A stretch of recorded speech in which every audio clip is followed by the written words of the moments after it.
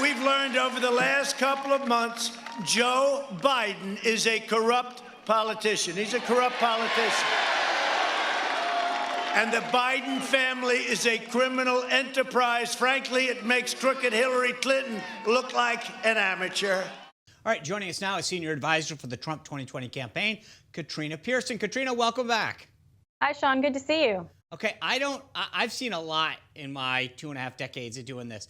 I've never seen a story like we're seeing now being covered up by the mainstream media in the way that it is. They are blocking this. They seem to only be focusing on where it came from, not actually what the information reveals. Yeah, it is quite shocking to see how this is all unfolded. I mean, in fairness, many Americans already assume that there are corrupt politicians out there and their families for that matter. But this is at a whole nother height, especially when you're talking about Twitter literally blocking the article from getting out from the New York Post and censoring anyone from even talking about it, including the White House press secretary, for crying out loud. When you are silencing people, we've been seeing this in the press for quite some time with conservatives or Republicans who disagreed with the liberal left, but this is even further. This is silencing now the free press. Yeah, and I mean, look at. I mean, this is where it's gone now. Twitter has refused to unlock the New York Post's Twitter account. This is the fourth oldest paper founded by Alexander Hamilton. I mean, they are literally refusing the New York Post. And the funny part about it is, where are the other folks in the media demanding that their freedom of the press, their freedom of information be let go? I mean, this is unbelievable. No one is standing with the New York Post. Well, this is worse, Sean. This is election interference.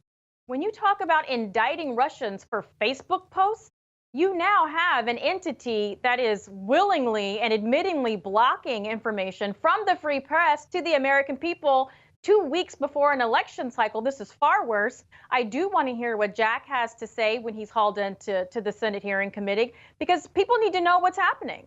Well, it's funny because speaking of what's happening, is the focus is all about Steve Bannon and Rudy Giuliani and who gave what, but no one actually has denied from the Biden campaign or from Hunter Biden that any of what's been released is not accurate. And that's the first thing that you say, right? If someone released something about me that wasn't true, I would probably say, this is false, this is not true, this is inaccurate. They've said none of that. They focus on who got it, right? Here's the thing that I find funny, Katrina. They talk about that Steve Bannon and Rudy Giuliani. I don't really care. When have they ever cared before? Because no one seemed to ask where it came from when someone illegally leaked the president's taxes. Well, not only that, but let's talk about the dossier. I mean, that was obviously fabricated and everyone even knew it, and it was still never questioned in the press. So there is a clear double standard here. And it's truly unfortunate, but I do think this has also been something that has been happening along the way since Donald Trump entered politics, is that a lot of light is being shed on how things have been run from Washington, D.C., how the masses have been manipulated by the press, and how people are silenced when they don't agree. This is the kind of stuff that happens in communist China. Yeah. These are the types of things that Americans had no idea was happening in our country, and they're seeing unfold before our eyes before this election. Yeah, Katrina, the New York Times editors, the editorial board verdict on the Trump presidency is unbelievable. It said that Donald Trump's re-election campaign poses the greatest threat to American democracy since World War II. Just to be clear, threats on democracy, and I know it's the Washington Post who has the "Democracy Dies in Darkness" new slogan here. Wouldn't you think a newspaper should be standing up for a newspaper, i.e. the Times, saying, hey, democracy is founded on a free press, and we're seeing this stamp out? Instead, they've taken out this unprecedented action in their editorial page to kind of blast Trump. And it just seems like their priorities are backwards as we head into a presidential election. Well, I mean, you're absolutely right. I mean, this is the same New York Times where Maggie Haberman won a Pulitzer Prize for covering the Russia hoax, an entire hoax that has been debunked. This is the exact same New York Times, which is why the president is right. The fake news media is the enemy of the people, and they are well within those realms of really trying to manipulate the masses, turn them against our own president, and to create and sow more division among the public. But what we do see now is the president's rallies are getting stronger. The votes are coming in. There's a lot more support out there for President Trump than they thought. And that's why I think these attacks are going to continue to get worse over time, and why the mainstream press is going to continue to try to coddle Joe Biden to prevent any of this information come out. Never mind the fact that he went from $400,000 reported on his taxes to suddenly in 2 years, $16 million. What exactly was he receiving that money for, and what does he owe for it in return? And that's what the American people want to know today. Shh, quiet, quiet. If we keep talking about this, we're going to be censored. That's how it works. Let's switch topics, because I'm scared that they're going to shut us off. When the women's protest in March was happening this weekend, there was no issue with the size of the crowd and the social distancing that occurred in Washington, D.C. It seems like there's a real interesting double standard. If you're protesting a left-wing cause, all of this COVID issue goes out the window. If you attend a Trump rally, you're at stake of getting COVID, and everyone seems really concerned about your well-being. You think it's a little bit of a double standard there? Yeah, just a little bit, Sean. I was waiting, though. I was waiting for hashtag death march, right? Because you had all these tens of thousands of people out there. No mask. I didn't see very many masks out there, piling on top of each other with their liberal cause. And not one headline talked about a death march taking place because of COVID, which is why the president is right. We've got to get back to normal. We've got to stop letting the press control how we live our lives.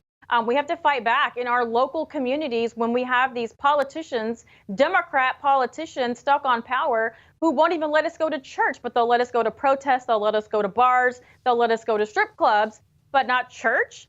American people are a lot smarter than the Democrats thought they were, and I think that they're all waking up now. They see this double standard, which is why you see Trump rallies bigger today than they were in 2016.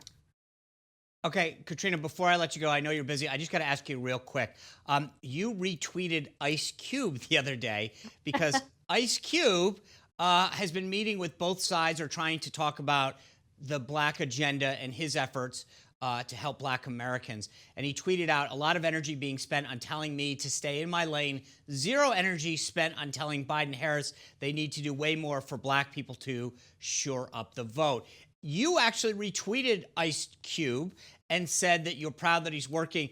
Did you ever think we'd be having this kind of back and forth on Twitter about something like this? But I think it's a lot more interesting to talk about the substance of why this Twitter battle was going on and what you and Ice Cube were getting at and what the Biden campaign overlooked.